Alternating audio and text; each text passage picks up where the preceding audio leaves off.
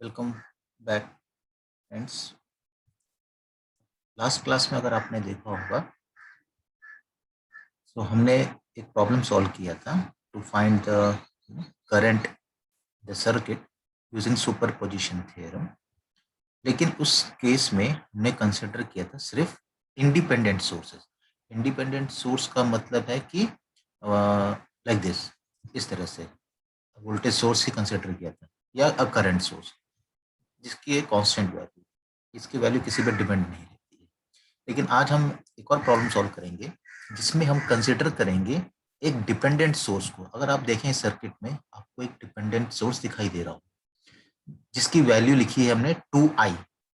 सो इसकी वैल्यू जो है वो 2 इंटू आई है।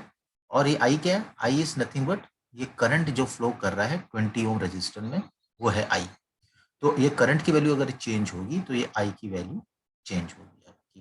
तो इस वोल्टेज सोर्स, इसकी वैल्यू, इस सोर्स की वैल्यू चेंज होगी। अब ये सोर्स कौन सा सोर्स है? इस सोर्स को हम बोलते हैं करंट डिपेंडेंट वोल्टेज सोर्स। ये वोल्टेज सोर्स है क्योंकि प्लस माइनस पोलैरिटी लिखा हुआ है, ये करंट सोर्स है, वोल्टेज सोर्स है। लेकिन इसकी जो वैल्यू है वो डिपेंड करती है किस पे? करंट पे। So it is called as current dependent voltage source. ठीक है, तो आज हम ये प्रॉब्लम सॉल्व करेंगे इसका कि अगर हमें करंट आई निकालना है यूजिंग सुपरपोजिशन थ्योरम तो कैसे निकाला जाएगा जब सर्किट में एक डिपेंडेंट सोर्स होता है। बाकी दोनों सोर्स जो आपका 2 वोल्ट्स है और 10 वोल्ट्स है, दे आर इंडिपेंडेंट सोर्स, लेकिन हमारे पास डिपेंडेंट सोर्स है। तो याद रखिएगा, जब भी आप सुपरपोजिशन थ्योरम अप्लाई करेंगे तो आपको पता है कि जो भी इंडिपेंडेंट सोर्स होते हैं उसको हम रिप्लेस करते हैं देयर इंटरनल रेजिस्टेंस से। आइडियल केस में वोल्टेज सोर्स को शॉर्ट करते हैं, करंट सोर्स को ओपन रखते हैं। लेकिन अगर डिपेंडेंट सोर्स है उसको हम टच नहीं करें, वो सर्किट में हमेशा बना रहेगा। जब आप एक सोर्स कंसिडर करोगे और दूसरे को शॉर्ट या ओपन कर दोगे, लेकिन डिपेंडेंट सोर्स हमेशा प्रेजेंट रहेगा। तो देखते हैं इसको कैसे सॉल्व किया जाएगा। चलिए आगे बढ़ते हैं। तो पहले लेटस कंसिडर हम लोग 2 वोल्ट्स को कंसिडर करते हैं और 10 वोल्ट्स को हम लोग हटा देते हैं। तो जब हम 2 वोल्ट्स को कंसिडर करेंगे तो हमारा जो सर्किट बनेगा वो ऐसे रहेगा आपके पास। देखिएगा ध्यान से, ये रेजिस्टेंस तो वैसी का वैसी है और इस voltage current dependent voltage source को हम कुछ नहीं करेंगे, वो वैसे का वैसे ही रहेगा।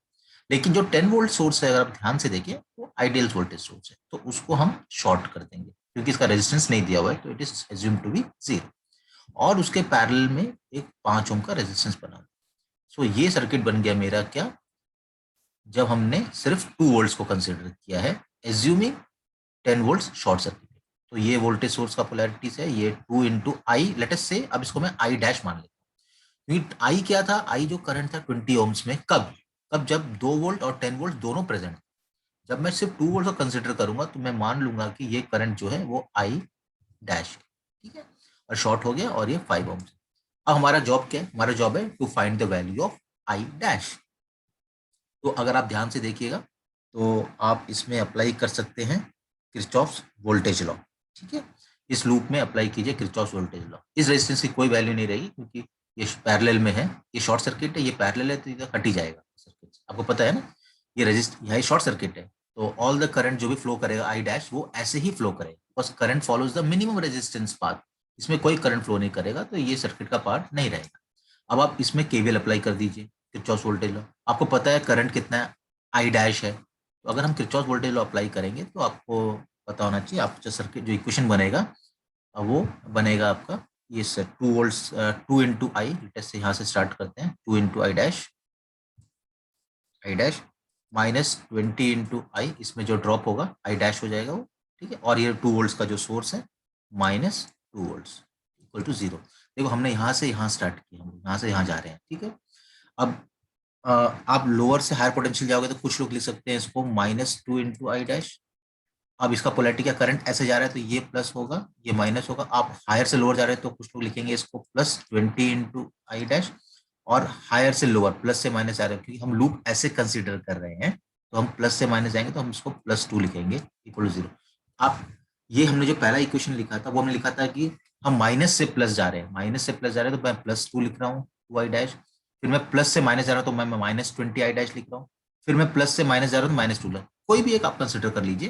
तो दोनों सही है, ठीक है, दोनों सही है। आप इसको माइनस से मल्टीप्लाई कर देंगे तो आपको यही इक्वेशन आ जाएगा। So it's up to you, आप कैसे इक्वेशंस लिखते हैं, ये आपके हाथ पे है। ठीक है, तो ये मेरा पहला इक्वेशन आ गया, इसको आप सॉल्व कर दीजिए, आपको आई डैश की वैल्यू आ जाएगी which is -1/4 amperes, I think -1/9 amperes. आप सॉल्व कर दीजिएगा, आपको इसका आंसर आ जाएगा। ये मेरा पहला होगा। अब क्या कंसिडर करना है, अब हमको कंसिडर करना है कि ये 2 वोल्ट को मैं शॉर्ट कर दूंगा और 10 वोल्ट प्रेजेंट रहेगा।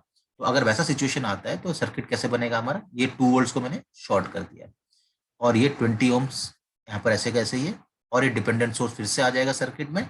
ओके, और ये 10 वोल्ट्स अभी आ जाएगा यहाँ, ठीक है, और ये आपका 5 ओम्स रेजिस्टेंस ऐसे बन जाएगा। अब ध्यान देने की बात यह है कि जो इक्वेशन 1 अगर आप देखें, आपको आई है, आपको आई डैश की वैल्यू जो आई है वो -1/9। माइनस का मतलब आपको मैंने ऑलरेडी बताया था, माइनस का मतलब ये है कि जो भी डायरेक्शन दिया हुआ है करंट उसके ऑपोजिट डायरेक्शन में फ्लो कर रहा है, बस, ठीक है। अब ये 20 है, सॉरी इसको हम फिर से नीचे लिख देते हैं, 20 ओम्स यहाँ पे, ठीक है। और अब मैं करंट मानूंगा आई डबल डैश, ओके, और ये है प्लस माइनस, अब ये हो जाएगा 2i डबल डैश, बस आई डबल डैश करंट है 20 ओम्स में, सो ये वैल्यू, इसकी वैल्यू हो जाएगी 2i डबल डैश। ये आपका 10 वोल्ट्स का 10 वोल्ट्स रहेगा, ये आपका 5 ओम्स है, ठीक है। अब हमको फाइंड आउट करना है what is the value of I double dash. तो फिर से आप अप्लाई कर लीजिए किरचॉफ वोल्टेज लॉ, आइदर आप ये लूप ले लीजिए या आप आउटर लूप ले लीजिए, जो लेना आप ले सकते हैं, ये आपके ऊपर है। It's better to take this loop, इस लूप को ले लेते हैं, ठीक है, इस लूप को ले लेते हैं। तो अब हम पहले वाला फॉर्मूला फंडा यूज करते हैं, ये वोल्टेज सोर्स है ना, मैं माइनस से प्लस जा रहा हूँ, माइनस से प्लस, सो आई राइट +2i डबल डैश। अब आई डबल डैश करंट ऐसे फ्लो कर रहा है, मतलब ये प्लस से माइनस फ्लो कर रहा है। अब मैं प्लस से माइनस जा रहा हूँ तो -20i डबल डैश। उसके बाद ये लूप करते हुए, ऐसे करते हुए हम वापस आएंगे यहाँ से। अब मैं माइनस से प्लस जा रहा हूँ तो मैं +10 लिखूंगा इक्वल टू 0, क्योंकि हम किरचॉफ वोल्टेज लॉ अप्लाई कर रहे हैं इस लूप के। अब इसको अगर आप सॉल्व कीजिएगा तो आपको आ जाएगा I double dash equal to around 5/9, ये प्लस आया आपको, ठीक है, पहले केस में माइनस आया था।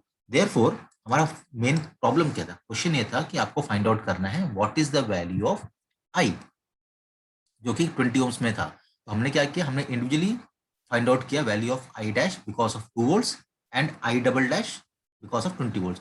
तो जो टोटल आई होगा वो तो दोनों की वजह से होगा, तो अब दोनों जो आपका आई रहेगा that will be nothing but I dash plus I double dash. I dash कितना है -1/9 plus I double dash is 5/9, तो ये कितना हो जाएगा 5 है 4/9 एम्पियर। सो आपका जो करंट फ्लो करेगा because of total current because of both the sources and dependent sources 4/9।